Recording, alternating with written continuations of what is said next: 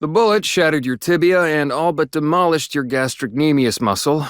Due to the risk of infection, I have to abscise your leg. I'm not running a charity. If you desire full treatment, you'll pay full cost.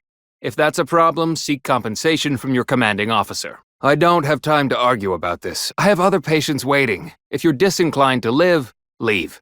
Otherwise, we need to get you prepped for the procedure. Oh, I'm sorry. You must be my replacement since you're so clearly qualified to do my job. Now, was there anything else? Here are my supplies. Pharmaceuticals, bandages, tinctures. It's all here. My stimulants cost a premium, but take enough and you'll see the architect. At least that's what I've heard. Most still tout the all-healing nature of protectorate medicine, but despite that, they're surprisingly amenable to accepting treatment. In truth, I expected more resistance given the sudden transition, but I'm not one to complain of a headache I don't have. You've returned. Let me fetch some clean gloves. I'll do it later. I thought I smelled gunpowder and blood. Hello again. I'm here for any doctorial services you may require. Looks like I'll be keeping busy. Come back if you get shot, stabbed, or otherwise maimed. Poisonings aren't my department and may suffer an additional surcharge. Did I remember to sharpen my cannula drill? I'm sure it'll be fine. Take this admonishment with all the professional affection a physician can legally administer. In future, you might consider moving away from bullets instead of into them. This may sting a little. Or a lot. All right. Well, let me know if you change your mind. I can't fix you up when you're dead. Folks like you make a body glad to be abusing anthracillin. What a burden it must be to carry such insights into human psychology. You help by keeping out of the way, not offering unsubstantiated medical advice. Literally, probably not very dexterously.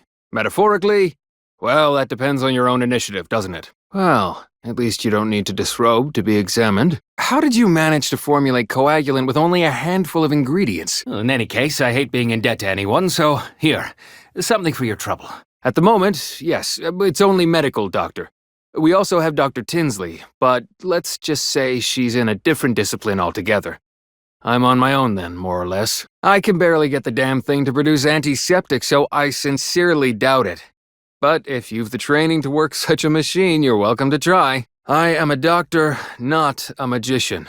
I cannot manufacture coagulant from the aether, neither do I possess the special training to improvise with what supplies I have on hand. No need to clap yourself on the back. The results speak for themselves. Oh. Well, yes, obviously that was going to be the next thing I tried. In case it isn't apparent, I'm having what might be called a day. A whole platoon of soldiers decided to get themselves all shot up defending the forward operating base. And then there's Erickson. Something happened with a drone, I don't know. You'd be better off speaking with him about it. Short of you skipping back in time and ordering the coagulant I need, I doubt anything can be done to accelerate the timetable for treating these soldiers. Those soldiers are exsanguinating at a non-life-threatening rate, I'll have you know. Oh, certainly. Right after I see to all these other patients who arrived before you. Fine. You're already here. I suppose it's only prudent to clear you from the queue. Fine. Let's have a look. Briefly. Merciful law! That's a hideous wound! How are you not in excruciating pain right now? You should be recruited for a study into pain tolerance.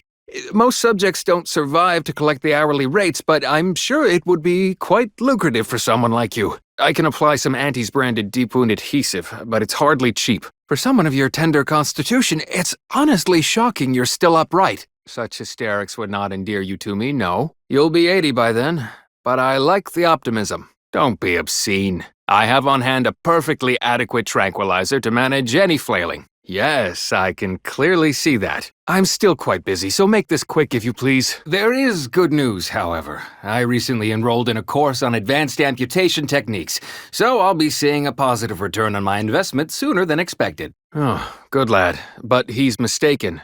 It's not more hands I need, but resources. Well then, she should have thought about that before getting shot. While you're in my office, I'd ask that you do not discourage my patients from acquiring the necessary funds to save their lives. Thank you. Excuse me, that chem set is not a toy. I must ask you to hold still. Excuse me, I'm in the middle of a private consultation. I don't encourage delays, but very well. It'll take a few minutes for me to warm up the saw anyway. A kind, if naive, offer. Unless you have thousands of bits to burn, any amount you could provide would be a drop in the tank at best. My services do not come cheaply. I wonder your spine has not collapsed from the weight of carrying such a massive head. I am not required to answer that. Sweet merciful law, as if I haven't enough to contend with than some would-be resurrectionist coming around. What's next, a giant station falling out of the sky to crush us all? Good thing I don't prescribe poison then. Normally. It's your lucky day, Trooper. Not only has our good Samaritan here suggested an alternate form of treatment that will allow you to keep your leg. It's your lucky day, Trooper. Our friend here has manufactured a coagulant that will raise your likelihood of surviving the abscission procedure tenfold. What's that burning smell? Oh, good. I think the saw's all warmed up. But they've also made a coagulant that will greatly reduce any complications as I excavate the tibia shrapnel from your remaining muscle. I'm going to administer a localized anesthetic. You'll hardly feel a thing.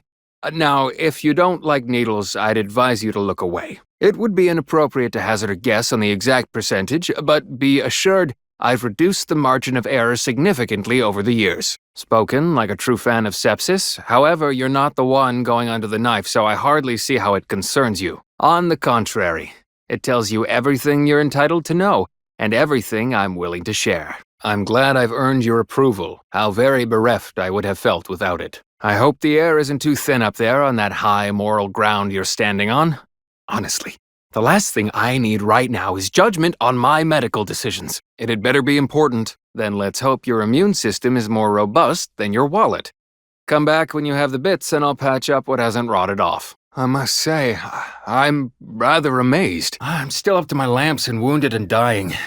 But I suppose having you expire in front of waiting patients would not do much to instill confidence. In future, I'd appreciate you keeping your unsanitized hands to yourself.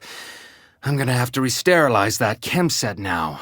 And I just cleaned it 2 weeks ago. No, that doesn't look right at all. Please do not try to administer whatever that is to anyone. My morgue is already near capacity. You are making my job here harder. Please leave before you poison any more of my patients. Wait, did you attempt to produce the coagulant? Let me see. I should have listened to my mother and gone into forensic accounting. Immoral what? Don't be absurd. This again? Fine. But you know I will have to report it. Again. Do recall that I'm running a for-profit clinic here. I'll take what bits you have, but know that supplying treatment under cost will not earn me, nor you, any favorable ratings.